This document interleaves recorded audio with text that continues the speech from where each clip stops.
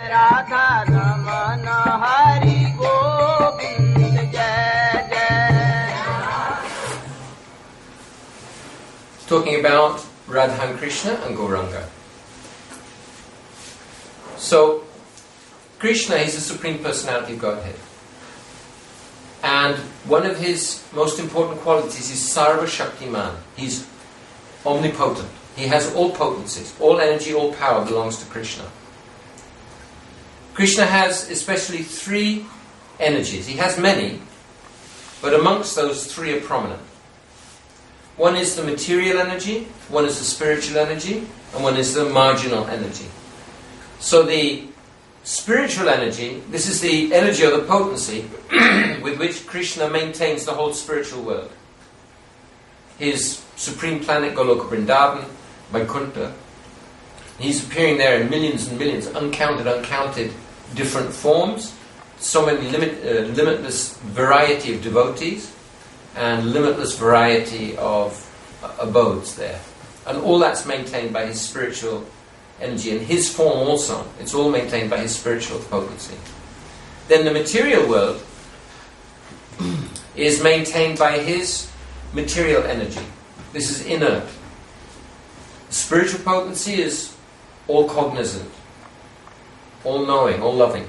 But this is inert. And then the marginal potency, that's the living entities. So marginal means, Thakur Bhaktivinoda explains that it's like an imaginary line on the beach, say, between the water and the land. Actually, there's no line.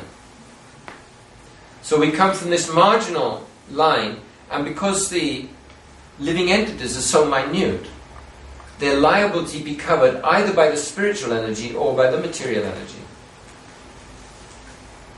So, therefore it's marginal. It can be either that way or that way. Now we're being covered by the material energy, but gradually by Gurudev's grace, we come to the spiritual side. Like when the tide goes out on the beach, so there's weed, there's fish, there's sea anemones, there's so many things. And when they're not covered by water, then they're not active. And then when the tide comes in, so the fish are swimming around, and the weeds floating in the water, and the sea anemones got their tentacles out, and everything's like life as usual.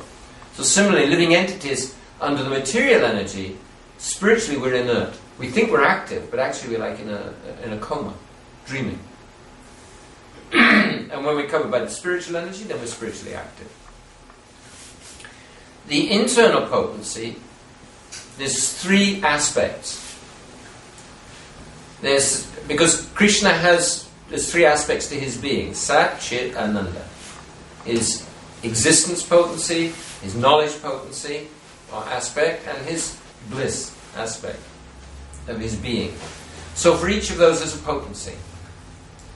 So the potency of existence, that's called Sandhani Shakti. The potency of his existence, each of these three potencies has a predominating deity in charge of it. So the potency of his existence, the deity is Baladev.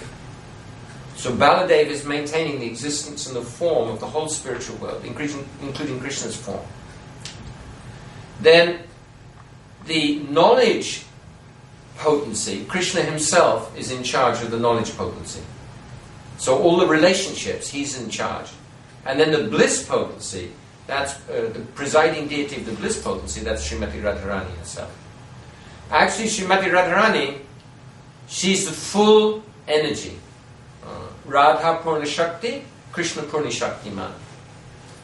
So she's actually the full Sarup Shakti, the full spiritual energy which appears in so many different ways. But she also appears like the bliss-giving potency, Krishna's bliss-giving potency. There's one pastime that Krishna is the supreme enjoyer, and on one occasion he was at Keshighat, yearning for love. And then from his right side came Shivji, Vangshiva, and yearning for love. So from his right side came Shivji, and from his left side, Srimati Radharani, came a very beautiful girl. And then this girl came running towards him with great attraction. So rag, like rag, ra means great attraction, and running, dha. So Radha. This is Srimati Radharani. This, of course, the two, they're eternally Shakti, Shaktiman. They're eternally the energy and the possessor of the energy. And according to Lord Chaitanya's Achincha Beda Beda Tattva philosophy, his philosophy of inconceivable distinctness and non-distinctness. So the energy and the possessor of the energy, they're not separate from each other. So Radha and Krishna, although they appear to separate for pastime purposes, but actually eternally they're one. Srimati Radharani, Radha Rani. Rani means queen. So Radharani, Radha because she worships, Aradhana. So we can say that Srimati Radharani is called Radha because she worships Aradhana. Or the word Aradhana comes from Radha's name. So she worships Krishna and she arranges beautiful pastimes. In those pastimes, she appears to be sometimes quite a helpless cowherd girl. But this is just Yogamaya. Actually, Srimati Radharani, she's manifesting the whole of Vrindavan. And then she gives to Vrindavan. She gives Vrindavan to Brinda so that she looks after it, and Brinda arranges what flowers are blooming, what birds are flying, what pastimes are going on. Brinda and Yogamaya Purnamasi, they arrange what demons come into in material world, what demons come in, like this. So Srimati Radharani, she's arranging beautiful pastimes to please Krishna. And to please Krishna more, she manifests other gopis. So the Astasakhi, for example, the 8 principal gopis, they are all different, they're personifications of different moods of the heroine. Not only gopis in her own group, there are other groups of gopis. For example, Chandravali is opposed to the meeting of Radha and Krishna. Chandravali thinks that Srimati Radharani is absolutely outrageous. The way that she behaves with Krishna. Chandravali worships Krishna in more awe and reverence than Radharani. And she doesn't understand Radharani's left-wing mood. Radharani sometimes appears opposite, like in this this picture here on the altar. So Srimati Radharani appears to be rejecting Krishna and crying, but actually she's looking at him. So all of this is to please Krishna. Chandravali can't understand that mood at all. So on one occasion she said, "What is this? He's Krishna, he's the crest jewel of all heroes. He's even offering obeisances to Radharani, and she won't look at him. What kind of woman is this?" And Radharani thinks that Chandravali is so cold. So, but still Chandravali is manifest from Srimati Radharani. Different groups to please Krishna. And then she manifests all the queens in Dwaraka and the goddesses of fortune in Vaikuntha. So as Krishna expands himself, so Srimati Radharani also expands herself to give him limitless pleasure. So she's worshipping Krishna and Krishna is worshipping her. Krishna is the supreme enjoyer. So he's very indebted to all the devotees who help him to enjoy what? Enjoy love. He enjoys pure love. In Vrindavan, he's so happy when he's with the cowherd boys because they're on an equal level. Their love is so deep for him that they think they're on an equal level. Mother Yashoda, like Mother Yashoda is tying Krishna. Why? Because her love for Krishna is more than Krishna's love for her. And what to speak of the gopis? The gopis, they love Krishna more than he can imagine, more than he can understand. Especially Srimati Radharani. So Krishna says that as they surrender unto me, I reward them. But the gopis, they surrender so much to Krishna, he has no way of rewarding them. So he becomes eternally indebted to them. So Krishna worships the gopis. He performs austerities at Radha Kund just to get darshan. One time he was on one side of Radha Kund. Srimati Radharani was on the other side of Radha Kund. She wouldn't see him, wouldn't speak to him, wouldn't look at him. And the wind just blew off the edge of her cloth and came across to Krishna. And Krishna smelt that breeze which had come from Srimati Radharani's cloth. And he's fainting. Oh, I'm so fortunate. So fortunate. So Krishna's worshipping the gopis. He goes down to Jamuna when the gopis go there to fill their pots. And he's helping them to fill their pots. When they're dancing, he's wiping the perspiration from their faces. He's not a cruel, oppressive, enjoyer, abusing the gopis. No. This is pure love. Radha and the gopis, they only live for Krishna, and Krishna only lives for his devotees. So,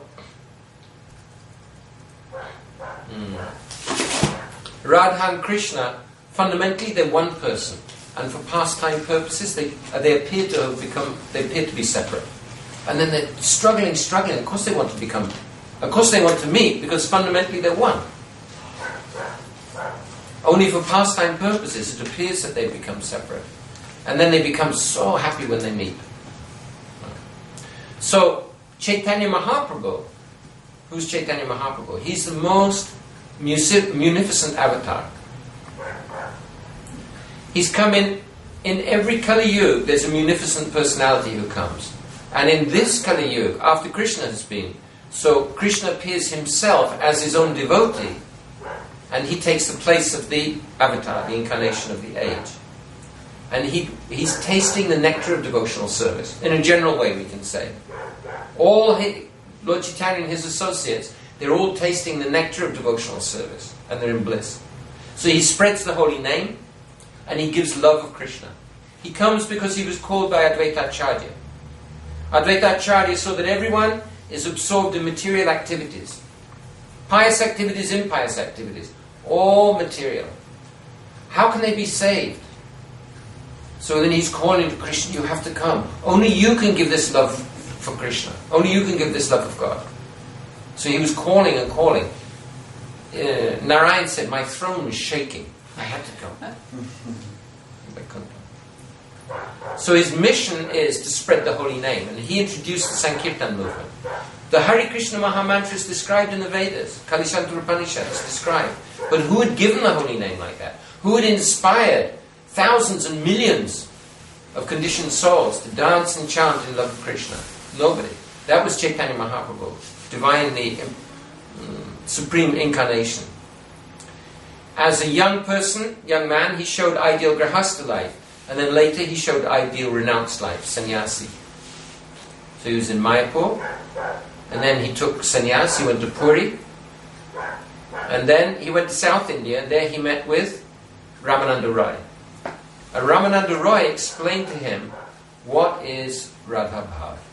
Actually, Chaitanya Mahaprabhu, this is Krishna, he's got the mood of Radharani, but he doesn't know how it works. His mission, actually, Krishna's his internal reason for coming. Premaras niriyas karite asva. Ragmag bhakti loke karite prachar. So he's got these two reasons to taste prem. What prem? Srimati Radharani's prem for him. He's overwhelmed by that prem. He can't understand it. He can't experience it. So he comes as his own devotee in order to experience her prem for him. And then Rag Mag Bhakti Loke Karita Pracharan. He wants to spread love of God. What love of God? The love of the Brajbasis, and especially the Gopis. So these two reasons he's coming. So he's got Radha's mood, but Gurudev says it's like somebody's stolen a computer. He's stolen the computer, he doesn't know how it works. So what's he going to do? He rings up his friend. Hey, I just nicked this computer. It looks great, but I don't know how it works. Come over. So his friend comes over and says, look, press this, and whoa, far out. So Chaitanya Mahaprabhu, he went to meet with Ramananda Roy, and he said, what's the supreme perfection? Ramananda Roy began at the very beginning. Oh, Varnashram. No, that's external. And so I'm going up, and finally Ramananda Roy is explaining Madhurya Ras, and then the pastimes of Radha and Krishna, and the moods of Srimati Radharani. He's giving initiation to Lord Chaitanya. Initiation in Radha Bhav. Lord Chaitanya is so grateful. So after that, having been initiated into... Because Ramananda Roy, in Krishna Lila, he's Vishaka Devi. He's the very, very dear associate of Srimati Radharani. He knows Srimati Radha completely. So then Chaitanya Mahaprabhu, after some time, he returned to Puri, and then he was practicing that taste of Radharani's bhav for the rest of his appearance. So Chaitanya Mahaprabhu is the most munificent incarnation, the most merciful. Krishna demands surrender Chaitanya Mahaprabhu, he's so overwhelmed in love himself, he gives it freely. Still we have to practice. But he's so kind. He's changed the whole law. Krishna says, Sarvadharma Parityajya Mamekam Sharanam Vraja. You have to surrender to me. Brahmabhuta Prasanatma Nashochiti Nikamasti. Samasarveshu Bhakteshu Mad Bhaktim Labate Param. First of all, you come to the Brahmabhuta platform. You come to the spiritual platform. Free from hankering, free from lamenting. You become equal to everybody. Then you can get my bhakti. Chaitanya Mahaprabhu says, no, take it now. Take the holy name, chant. Become intoxicated with praying. So kind. Hare Krishna.